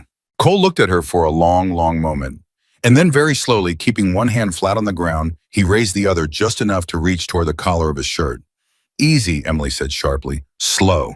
There's a chain around my neck, Cole said quietly. On the end of it is a data drive. Everything Rahman's given us for 4 years is on it. Names, dates, operations, and a recording. A recording of Colonel Richard Hayes 4 years ago giving the order for the shot that got me discharged. He looked up at her and his eyes were wet. You want proof, Emily? It's not going to be some clever fact I recite for you. It's going to be his voice, Hayes' own voice, ordering the thing he blamed me for. That's what I've been protecting all these years. Not Rahman, the drive. Rahman's just the man who helped me get it. He drew the chain up slowly over his head, the small drive glinting in the light, and held it out toward her across the 30 feet of open ground. Take it, Cole said. Take it up to your ridge and plug it in and let your commander listen to his best friend's voice condemn himself. And then you'll know. You'll know I'm not lying. You'll know why 4 men had to die. And you'll know exactly what you have to do next. His hand trembled, holding out the chain. I've carried this for 4 years, waiting for someone I could trust to give it to. Someone the world would believe. Someone who'd finish it. His voice broke completely. Please. He sent you to me. The old man sent you. Don't let me die for nothing. And Emily Carter stood frozen in the open, her grandfather's book against her heart, and a dying killer's whole desperate truth swinging on a chain 30 feet away, and in her ear, Commander Ethan Walker whispered, Carter, if that drive is real, if that recording exists, then the man waiting to debrief us back at base isn't going to let any of us leave this valley alive. Emily didn't take the drive. She stood there with her hand near her rifle and her grandfather's book against her heart, and she looked at the small piece of metal swinging on the chain in Ryan Cole's outstretched hand, and every instinct her grandfather had ever drilled into her screamed a single word. Wait. Put it down, she said. Cole blinked. What? Set it on the ground, halfway between us. Then back away from it and put your hands flat again. Emily's voice was level and cold. I'm not walking 30 feet toward a man who's killed 4 operators to take something out of his hand. You want me to have it, you set it down and you back off, and I'll decide whether to pick it up. Something flickered across Cole's face. Respect maybe, or disappointment. He set the drive down carefully in the dirt exactly halfway, and then he slid backward on his knees and pressed his palms flat to the earth again. He taught you, Tomer, Cole said quietly. Better than he taught me. I'd have walked over and grabbed it. You wouldn't take a single step you didn't have to. He shook his head. That's the difference between us. Right there. You've never once let your want get ahead of your discipline. I did. 4 years ago, I wanted justice so badly I let it turn me into this. Don't, Emily said, don't philosophize at me. Not yet. She keyed her mic without taking her eyes off him. Commander, he's set a drive on the ground between us. Says it's got 4 years of Rahman's intelligence on it and a recording of Hayes ordering the shot that got him discharged. I haven't touched it. Walker's voice was tight. Don't touch it yet. Carter, listen to me. That drive could be exactly what he says, or it could be rigged. A man that patient, that smart, doesn't hand you the one thing that clears him unless he's sure of what happens when you take it. There could be a charge in it. There could be a tracker. There could be nothing at all. And the whole point is just to get you to move toward it and expose your back to something we can't see. A pause. But there's something else, and I hate that I have to say it. If that recording is real, then everything changes. Not just for Cole, for me, for every mission Richard Hayes ever signed, for 20 years of a friendship I'd have died for. His voice dropped. So I need to know before we touch it. I need to know if he's lying. And there's one way left to find out. How? Emily breathed. Rahman, Walker said. He's still down there in the compound in the open exactly where Cole positioned him. If Cole's telling the truth and Rahman's the source, then Rahman knows Cole, trusts him, works with him. So we test it. A hard breath. Have Cole call Rahman right now on the same net he used to break into ours. If Rahman answers, if the two of them talk like the partners Cole claims they are, then at least part of the story holds. And if Cole can't raise him, if Rahman doesn't know him from a stranger, then it's all a lie and you end it. Emily related. Call Rahman right now. Prove you two know each other. Cole almost smiled sadly. You still don't understand what I've built down here. But he reached slowly to his ear, tapped a small device, and spoke a single phrase in a language Emily didn't know. He waited. Then he said something else softer. And in Emily's ear on the team's net, a new voice came through. Older, careful, speaking accented English. The granddaughter is there, the voice said. Ryan, tell me the old man's granddaughter is really there. Emily's blood went cold. Rahman was on their net now too. Cole had patched him straight through. She's here, Hassan, Cole said. Then it's finally happening, Rahman said, and there was something in his voice that sounded almost like relief. 4 years, Ryan. 4 years I have waited in this compound, like a goat tied to a stake, watching your country send men to kill me, watching you kill them, to keep me breathing. Both of us praying someone would come who could carry the truth out of this valley alive. A pause. Miss Carter, I do not expect you to trust me. I am on every official document your government possesses, a monster, but I have given your country 4 years of my life and every secret I possessed, and in return, I have received nothing but kills teams sent by the one man who cannot allow me to live. Ask me anything. Test me however you wish. I will answer. Emily's mind was racing. Then answer this. If you're a source, you've got a handler, a real intelligence officer who ran you before Hayes started sending shooters. Give me a name. Someone I can verify. There was a pause. His name was Daniel Brooks, Rahman said. On the ridge 20 feet from Walker, Chief Daniel Brooks went absolutely rigid behind his rifle. Emily's breath stopped. Say that again. Daniel Brooks, Rahman repeated. A chief, a sniper I was told, though I never saw him shoot. He was my first contact. 4 years ago, before it all went wrong. He recruited me. He ran me for 6 months. And then one day he stopped answering, and the kill teams began, and I understood that whatever protected me had broken. A pause. I have not heard his name spoken aloud in 4 years. Is he there? Is Daniel with you? Tell him Hassan remembers. Tell him I kept my word, even after his country stopped keeping theirs. The silence on the ridge was total, and then Walker slowly turned his head and looked at the man who had been lying beside him this entire time. The man who had told him 3 hours ago that the shot was impossible. The man who had spotted for Emily. The man who had said, 14 years I've been doing this, and I've never heard a plan I hated as much as this one.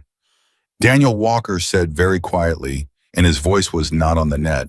It was just for the man beside him. Is that true? Brooks didn't answer right away, and that silence was the loudest thing Emily had ever heard through her earpiece. Chief Brooks, Emily said carefully into her mic, Rahman just named you as his handler, his original handler, 4 years ago. Is that true or is that a lie? Brooks's voice, when it finally came, was hollow. It's true, Walker made a sound like he'd been gut punched. It's true, Brooks said again louder, and there was something breaking in his voice, 4 years of something breaking all at once. I ran Rahman. I recruited him. He was mine, the best source I ever developed. And then the order came down to cut him loose, and I was told it came from above me, and I was told to walk away and never speak of it again. And God help me, Commander, I walked away. His breath shuddered over the net. I told myself it was above my pay grade. I told myself the men who died going after him were casualties of an operation I didn't understand. I told myself 100 things for 4 years so I could keep getting up in the morning. And then this morning, I climbed a mountain and lay down next to a girl who reads the wind like the devil, and I watched her fire a shot that told a ghost she wasn't afraid of him, and I have spent every minute since then waiting for this exact moment, the moment it all came out. You knew, Walker said. His voice was shaking with rage now. You knew this whole time. You knew Rahman was a source. You knew Cole might be telling the truth. You lay there next to Carter and let her walk down that mountain toward a man you knew might not be the enemy we thought, and you said nothing. I said nothing because I was a coward, Brooks said. Same as I've been for 4 years. I didn't know for certain, Commander. That's the truth, and it's not an excuse. I didn't know if Cole was protecting Rahman or Machine or exploiting him. I didn't know if the story I'd told myself was a lie. I only knew that the second I opened my mouth, I'd have to admit I abandoned a man I recruited and let good operators die going after him. And I couldn't, until now. A long, ragged breath. But she's got it right, sir. She's got all of it right, and I'm done being a coward. Whatever's on that drive, we need it, and whatever it costs me, I'll pay it. Emily stood in the open, absorbing it, and the shape of the whole thing finally came clear to her, clearer than it had ever been. So this is what happened, she said slowly out loud for all of them on the net. 4 years ago, Chief Brooks recruited Rahman as a source. Rahman started feeding real intelligence. And somewhere in that intelligence was something that threatened Colonel Hayes. Something Hayes couldn't allow to surface. So Hayes engineered a situation. He ordered a shot, a bad shot, one that killed civilians, and he made sure Ryan Cole took the blame for it. Because Cole was the one man who'd figured out that Hayes was dirty. Cole gets discharged, disgrace destroyed. And at the same time, Hayes cuts Rahman loose and starts sending kill teams not to eliminate a terrorist, but to erase a source who knows too much. She was breathing hard now. Cole, disgraced and desperate, comes to this valley, finds Rahman, realizes they're both loose ends of the same lie, and the two of them make a pact. Rahman stays alive as living proof, and Cole keeps him alive by killing every shooter Hayes sends, because as long as Rahman breathes, there's a witness who can expose the man who destroyed them both. She looked at Cole. That's it. That's the whole thing. 4 years of murder, and every drop of blood traces back to one colonel protecting himself. Cole's eyes were wet. That's it, he said. That's exactly it. You solved in one afternoon what cost 4 men their lives. And Hayes, Walker said, and his voice had gone from rage to something colder and more dangerous, is sitting at base right now, waiting to debrief us, which means he's waiting to find out whether we killed Rahman and whether we killed Cole and whether any of us learned the truth. A long pause. Carter, take the drive. We need it. It's the only thing that ends this. Emily took 3 steps forward, knelt, and picked up the drive from the dirt. It was warm from being against Cole's chest. She turned it over in her fingers. Now what? She said. Now we have a problem, Cole said quietly. Because Hayes isn't a fool. He's known for hours that something's wrong. He heard your first shot on the net. He heard me break into your channel. He's been listening to everything same as I have, because a man like Hayes doesn't run an operation blind. Cole looked up at her, and there was fear in his face now, real fear for the first time. He knows the drive exists. He's always known. And the second he realizes it's in your hands, instead of buried in this valley with all three of us, he's going to do the one thing he has left. A pause. He's going to make sure none of us come home. And as if the words had summoned it, Walker's voice cracked in Emily's ears, sharp and urgent. Carter, we've got a problem. Big one. I'm getting a transmission from base. It's flag priority command override. It's Hayes. A pause. He's calling for an immediate status report. And Carter, the extraction bird that's supposed to pull us out of here in 90 minutes. Walker's voice tightened. Hayes controls it. He's the one who scheduled it. He's the one who tells it when and where to land. The implication landed on all of them at once. He can strand us, Brooks said hollowly. Or worse, he can send the bird in and have it do something other than extract us. Answer him, Emily said suddenly. What? Answer Hayes. Give him a status report, but give him the one he wants to hear. Emily's mind was moving fast now, faster than it ever had. 3 moves, 4 moves, 5 moves ahead. The way the old man had taught her, the way Cole had taught himself. Tell him the mission's a success. Tell him Rahman's dead. Tell him the enemy sniper's dead too, and that you lost a shooter doing it. Tell him exactly what he wants to hear, Commander. Because right now, the only thing keeping us alive is that Hayes doesn't know we know. The second he finds out that drive is in my hand, we're finished. So we don't let him find out. We let him think he won. We let him think the loose ends are tied off and buried in this valley, and we let him bring that extraction bird right down on top of us.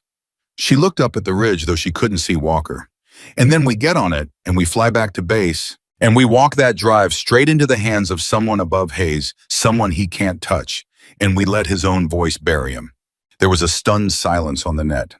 That's insane, Brooks said. You want to lie to a colonel who's already killed 4 men, get on his helicopter and fly back to the one place where he has all the power. Yes, Emily said, because it's the last thing he'll expect, and it's the only move that gets this drive somewhere it matters. If we run, he strands us in these mountains and lets the terrain finish us, and the drive dies with us. If we tell him the truth, he never lets that bird land. But if we tell him we won his war for him, if we hand him the ending he's been trying to buy for 4 years, he brings us home himself, right into the trap. Except it's not our trap he's springing. Her voice was iron. It's ours. Cole was staring at her with something close to awe. He'd have loved you, he whispered again. God, he'd have loved you. Walker's voice came slow and heavy. Carter, if we do this, if we lie to Hayes and get on that bird, then Rahman and Cole can't come with us. Hayes has to believe they're dead. That's the whole plan. Which means, a pause, which means we leave them here. Silence. I'm not going anywhere, Cole said quietly. I told you, Emily, I've got 2 months and most of them are going to be ugly. I was never getting out of this valley. I made my peace with that a long time ago. Take the drive. Clear my name. That's all I ever wanted. Let me die here having finally done one thing right. He looked at her. But Rahman goes with you. You hear me? Rahman is the one who has to live. A drive can be called a forgery. A recording can be called doctored. But a living source of man who can stand in a room and testify, that's the thing Hayes can't explain away. You get Rahman on that helicopter, Emily. Whatever it costs, he's the proof that breathes. Hayes thinks Rahman's dead, Emily said. If Rahman walks onto that bird, the plan's blown. Then he doesn't walk on, Cole said. Not where Hayes can see. Your commander gives the status report. Rahman's dead snipers, dead 1 friendly KIA. Then you load your dead onto the bird for transport home the way you always do. Bodies come home, Emily. That's the one thing your military never leaves behind. His voice was steady now, a man who had found at the very end a way to matter. You've got a body bag in your gear. Every team does. Rahman goes home in a body bag. Hayes sees a corpse loaded onto his helicopter and thinks it's the terrorist he wanted dead. He never checks. Why would he check? He got exactly what he asked for. Cole almost smiled, and by the time that bag is opened, it's in front of people. Hayes can't kill, and there's a very much alive intelligence source telling the whole story with the colonel's voice playing in the background. Emily's breath caught. It was brilliant. It was horrible and brilliant, and it might actually work. And you, she said quietly. Cole was silent for a moment. When Hayes gets his status report, he said he needs proof the sniper's dead too. The phantom that's been killing his teams for 4 years. He'll want to see the body. He looked up at her, and his eyes were calm now, calmer than she'd seen them. So you give it to him, you take a photograph, me right here done. He sees the ghost that's haunted him for 4 years lying dead in the dirt, and he finally exhales and he brings that bird down without a second thought, because the last loose end that scared him is gone. A pause. And it won't even be a lie, Emily, not really, because I'm not walking out of this valley either way. The cancer or Hayes, it doesn't matter which. I'm already a dead man. Might as well let my death buy the thing I couldn't buy with 4 years of killing. No, Emily said. The word came out before she could stop it. No, I'm not doing that.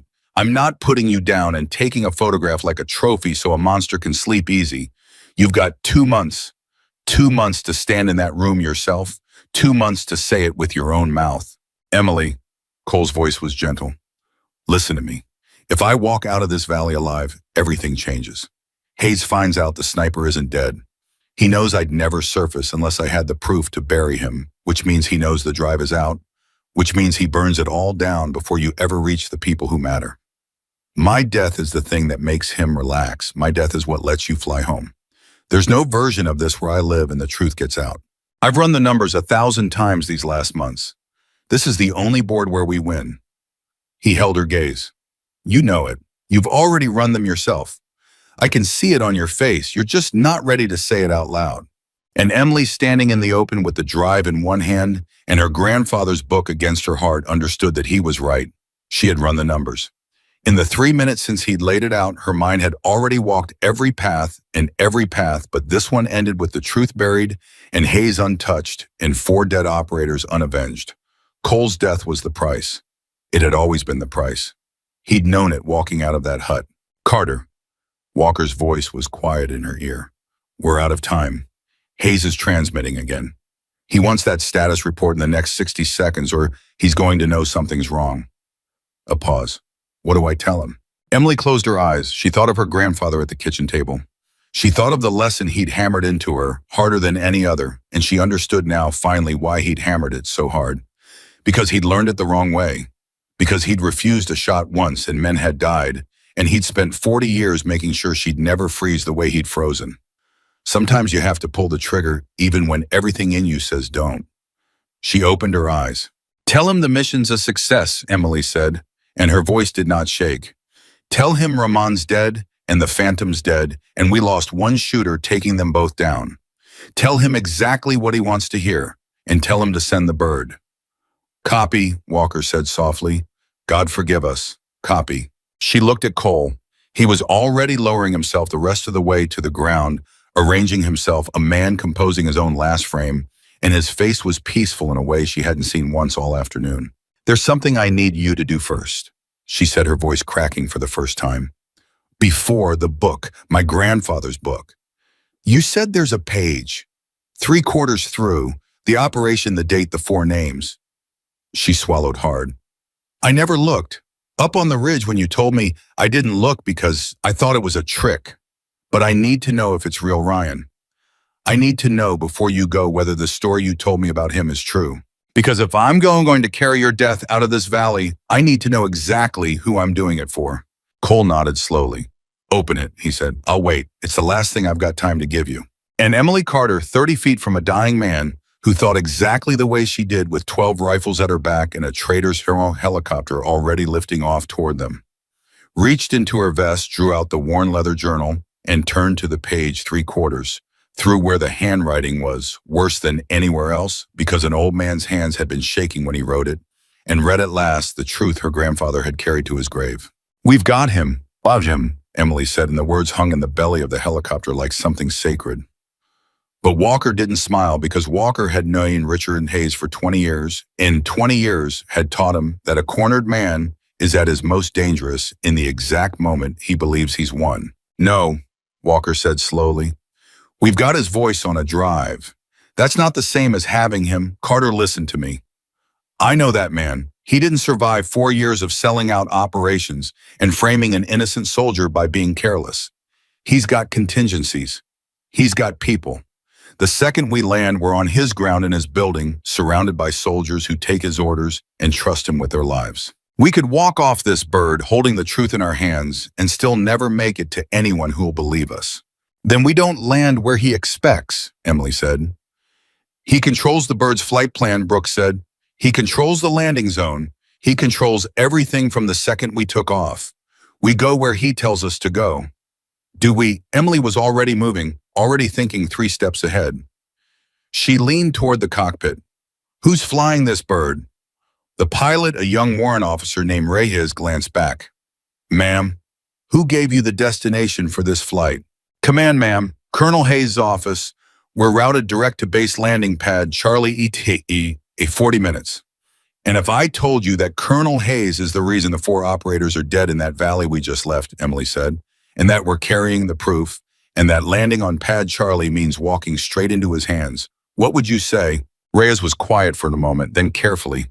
I'd say that's a hell of an accusation against a full bird colonel, ma'am, and I'd need a hell of a lot more than a stranger's word before I deviated from a command flight plan. Fair, Emily said. Commander, play him the recording. Walker hesitated.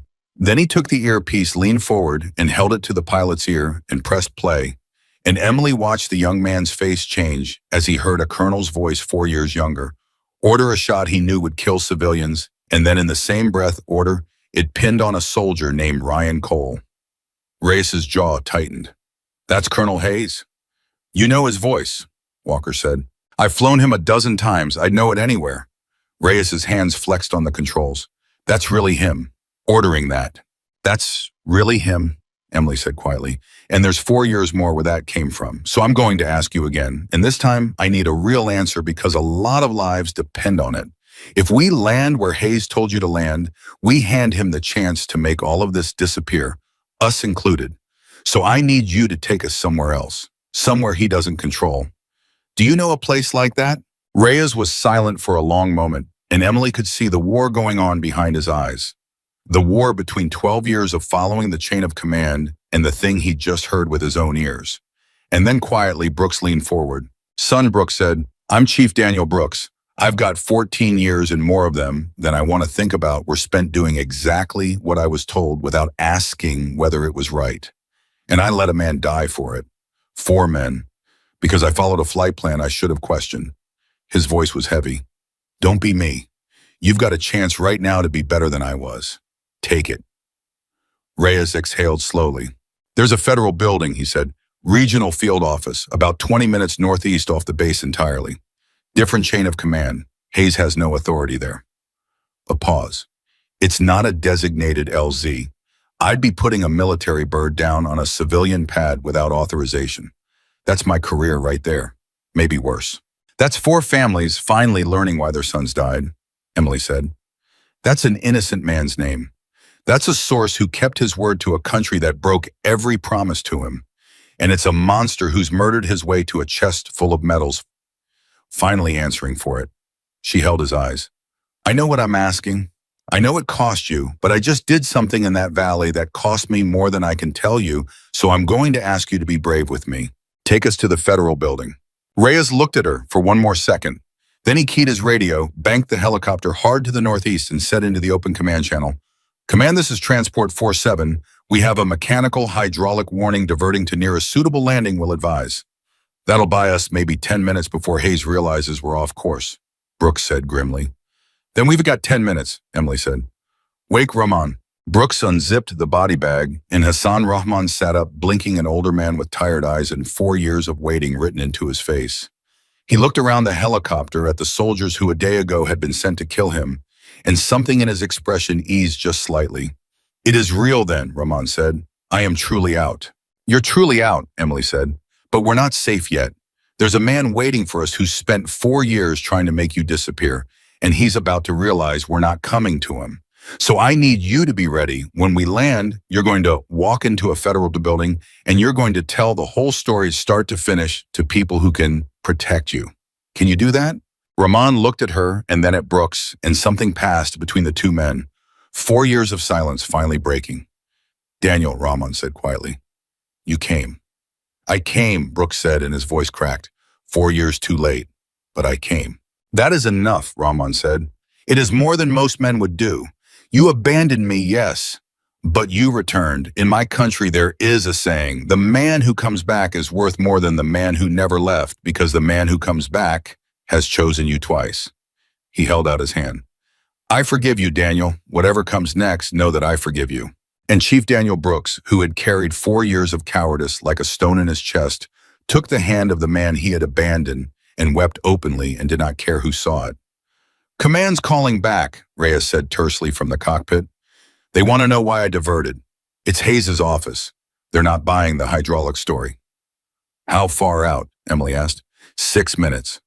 Then don't answer them, Emily said. Fly. But Walker was staring at the radio and his face had gone pale. Carter, if Hayes knows we've diverted, he knows something's wrong. And if he knows something's wrong, he's not going to just sit there waiting for us to explain. He's going to move first. He always moves first. Walker's voice tightened. He's got assets everywhere. He could have people at that federal building before we even land. He could scramble something to intercept us. He could... Walker stopped. His face went gray. He could call ahead and get to the people we're trying to reach before we do. Discredit us before we ever walk through the door. He's a decorated colonel and we're a diverted helicopter full of people making an impossible accusation. Who do you think they'll believe first? The radio crackled again, and this time a new voice came through. Older, smooth, controlled. A voice Walker had known for 20 years. Transport 47, this is Colonel Richard Hayes. Ethan, I know you're on that bird. Talk to me. The helicopter went silent. Walker looked at Emily. Emily looked back at him, and then slowly Walker reached for the radio. Don't, Brooks said. Whatever he says, it's a trap. He's the best I've ever seen at getting inside a man's head. I know, Walker said quietly, but I've known him 20 years. And if I don't answer, he escalates, and we don't know what escalating looks like for a man like him. Better to keep him talking. By the minutes. He keyed the radio. I'm here, Richard. Ethan. Hayes's voice was warm, familiar, the voice of a best friend, a godfather to Walker's daughter, a best man at his wedding. What's going on? Brother Reyes reports a mechanical, but you're way off course and you're not squawking any of the codes you'd squawk for a real emergency. Talk to me. Whatever's happening up there, we can fix it. We always fix it. That's what we do.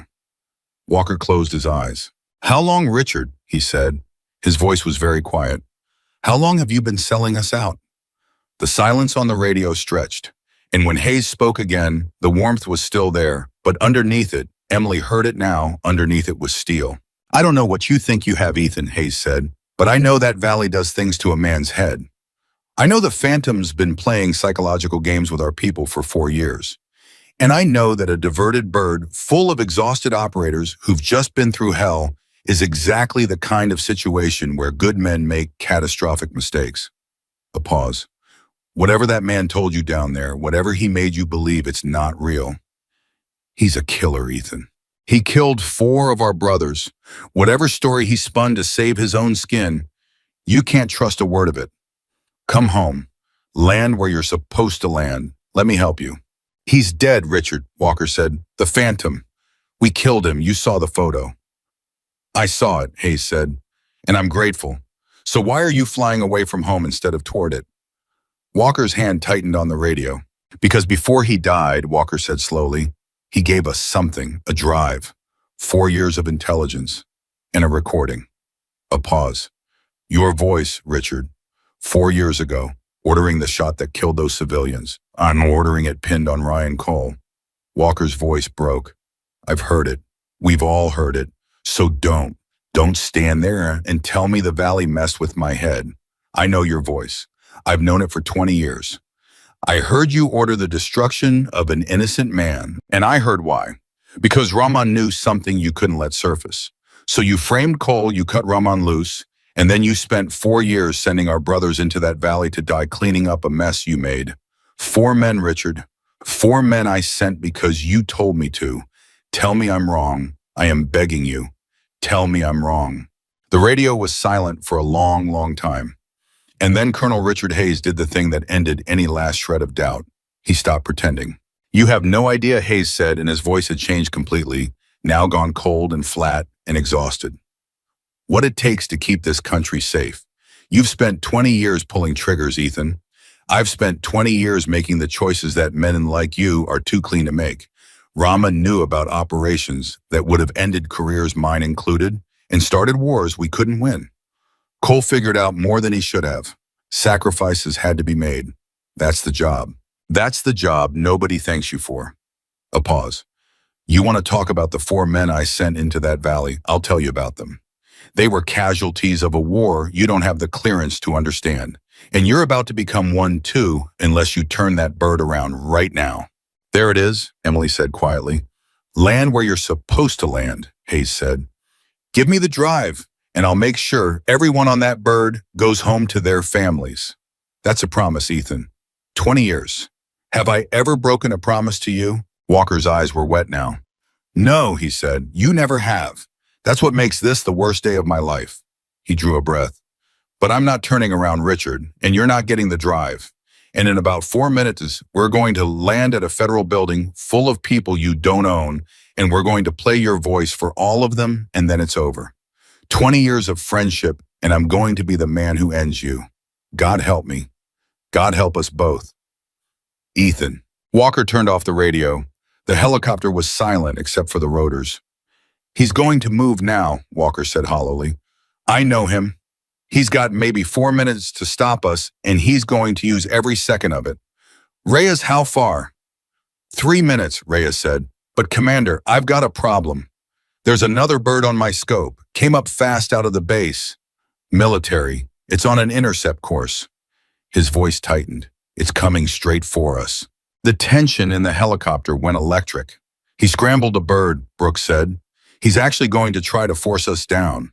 Or shoot us down, Walker said grimly. A tragic accident. A diverted helicopter with a mechanical failure that didn't make it. 4 dead operators become 8, and the whole thing dies with us in a crash. He'll pin on the malfunction Ray has already reported. He looked at Emily. He's using our own cover story against us. The hydraulic warning. He's going to make it real. How long until they reach us? Emily asked. 90 seconds, Reyes said. Maybe less. They're faster than us. I can't outrun them, and I can't outmaneuver them in this bird. Emily's mind was moving faster than it ever had. 90 seconds, 3 moves ahead, 4, 5. Can you get us to the federal building before they reach us? She asked. No, Reyes said. They intercept us about a minute out, over open ground, nothing between us and them. Then we don't try to reach the building, Emily said. We change the game. Reyes, is there any way to broadcast not to command? To everyone. An open channel, emergency frequency, something civilian air traffic can hear, something that gets logged, something Hayes can't erase. Reyes blinked. There's the international emergency frequency. Guard. Anyone with a radio in range hears it, and it's recorded automatically at multiple stations. But Commander, if I broadcast on guard, I'm announcing our position and our situation to the entire region. That's exactly what I want, Emily said. Hayes's whole power comes from control, from being able to make things disappear quietly. So we make it impossible to be quiet. We put the whole story on a frequency the entire world is listening to and recording, and we do it before that bird reaches us. Because the second this is public, the second it's logged at a dozen civilian stations. Hayes can't shoot us down. A malfunction is deniable. A helicopter that just broadcast a colonel's murder confession to the entire region, getting shot out of the sky 90 seconds later is not. She looked at Walker. He can only kill us if it stays a secret, so we make sure it can't. Walker stared at her, and then slowly something like hope broke across his exhausted face. Reyes, Walker said, open guard, now. You're sure about this, Commander? Once this is out, it's out. Everyone hears it. Press, civilians, everyone. There's no putting it back. That's the point, Emily said. Open it. Reyes flipped a switch. You're live on guard. The whole region can hear you. And Emily Carter, 26 years old, holding a data drive in one hand and her grandfather's book against her heart, leaned toward the radio and began to speak. This is a mayday and a distress broadcast on guard frequency, she said, her voice steady and clear. My name is Emily Carter, Navy Special Operations. Aboard this aircraft are Commander Ethan Walker, Chief Daniel Brooks, and a protected intelligence source named Hassan Rahman. We are carrying evidence of a crime committed by a United States military officer. We are currently being pursued by an aircraft we believe intends to destroy us to prevent that evidence from reaching federal authorities. She took a breath. The officer's name is Colonel Richard Hayes. 4 years ago, he ordered a shot that killed civilians and framed an innocent soldier, Ryan Cole, for the deaths. He then ordered the elimination of the source who could expose him, resulting in the deaths of 4 American operators over 4 years. We have a recording of Colonel Hayes ordering these acts in his own voice. If this aircraft is destroyed in the next several minutes, it will not be an accident. It will be Colonel Richard Hayes silencing the witnesses to his crimes. This broadcast is being recorded. Everyone is listening now. Everyone knows. She released the transmit button. The helicopter was dead silent. 60 seconds to intercept, Reyes said quietly. Play it, Emily said. Play the recording. On guard, right now. Let the whole world hear his voice. Reyes plugged the drive into the aircraft system, and Emily found the file, and she pressed play and out across the open emergency frequency into a dozen civilian recording stations. And every radio in range went the voice of Colonel Richard Hayes, 4 years younger, ordering the shot that killed the civilians, ordering it pinned on Ryan Cole, ordering the beginning of everything. 30 seconds, Reyes said. The bird's closing. It's in weapons range. Nobody breathed. The recording played on. Hayes's voice cold and clear, condemning himself with every word broadcast now to a region that could not unhear it, logged now at stations Hayes could never reach. 15 seconds, Reyes said. Commander, if they're going to fire, it's now or never. Emily closed her eyes. She thought of Ryan Cole lying peaceful in a valley he'd never leave. She thought of her grandfather at a kitchen table writing a letter to a granddaughter braver than he was who hadn't grown up yet. She thought of 4 families who didn't know the truth yet and were about to. The recording played on. 10 seconds, Reyes said. 5, 3. A pause, his voice changed. They're breaking off. Emily opened her eyes. Say again, Walker said.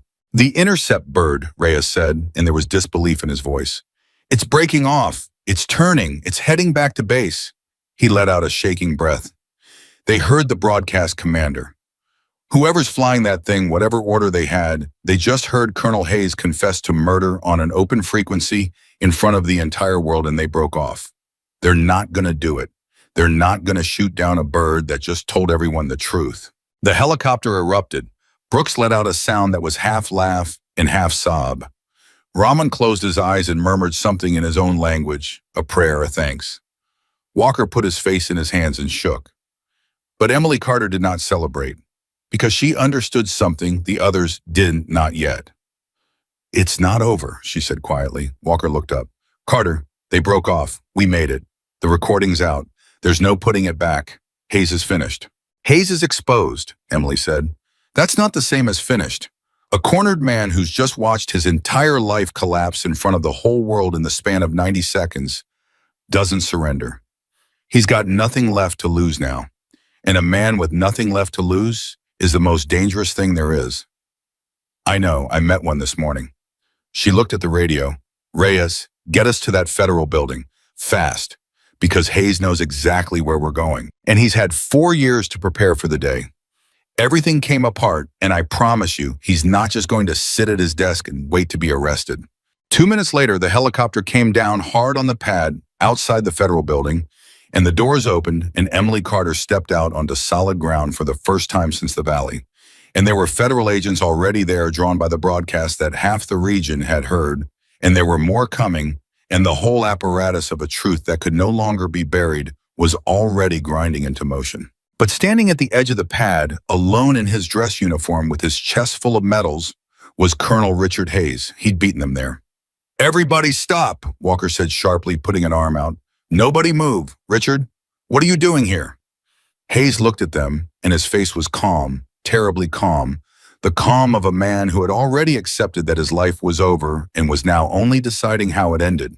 You broadcasted on guard, Hayes said. That was clever. I didn't think of that. 20 years of contingencies, and I never once planned for someone just telling the whole world at once. He almost smiled. That was you, wasn't it, the girl? Carter's granddaughter, the one I didn't want on this mission. He looked at Emily. I knew you'd be a problem. I felt it the moment Ethan brought your name to me. The one variable I couldn't control. I should have found a way to keep you home. Everything would still be buried. 4 men would still be dead, Emily said, and an innocent man's name would still be dirt. 4 men are dead either way, Hayes said, and now thanks to you, so is everything I spent my life protecting. Operations, sources, relationships that kept the peace in places you've never heard of. You think you exposed a monster today. You exposed a system, and you have no idea what's going to fill the vacuum you just created. Maybe, Emily said, but at least it'll be the truth in that vacuum. Not a lie you built out of dead soldiers. Hayes looked at her for a long moment, and then his hand moved toward his sidearm. Don't, Emily said. She had not drawn her weapon. She stood there in the open, exactly as she'd stood in the valley, hands visible, calm as still water. Don't, Richard. It's over. There are federal agents everywhere. The recording's out. There's nothing that gun can do now except add one more body to a list that's already too long. You've spent 4 years telling yourself that every death was a necessary sacrifice. Don't make the last one your own for nothing. Hayes's hand hovered over the weapon. You sound just like him, Hayes said quietly. The old man. Cole told me about him once before I burned him down. Said he had a teacher who could talk a man off a ledge with a single sentence. I never believed it. A pause. I believe it now. Then listen to the sentence, Emily said. Her voice was gentle now, the voice her grandfather had used, the voice that saw straight through to the wound. You've done terrible things, more than you can ever undo. But there's a difference between a man who does the wrong thing and a man who's beyond saving. My grandfather taught me that. He taught it to Cole too, and Cole forgot it, and it cost him everything. Don't you forget it. You can't fix what you did. But you can stand in that building and tell the truth and let 4 families finally understand why their sons died. That's not nothing, Richard. At the very end, when a man's got nothing left, the truth is the last thing he can give. Give it. Don't waste your last act on a bullet. The pad was silent. Colonel Richard Hayes stood with his hand over his weapon, and the whole weight of 20 years pressed down on him, and Emily Carter watched him the way her grandfather had taught her to watch a man in the second before he decides who he's going to be. And then slowly, Hayes's hand fell away from the gun. 20 years, he said quietly. And it ends with a girl I tried to keep off a helicopter, talking me out of the only exit I had left. He almost laughed.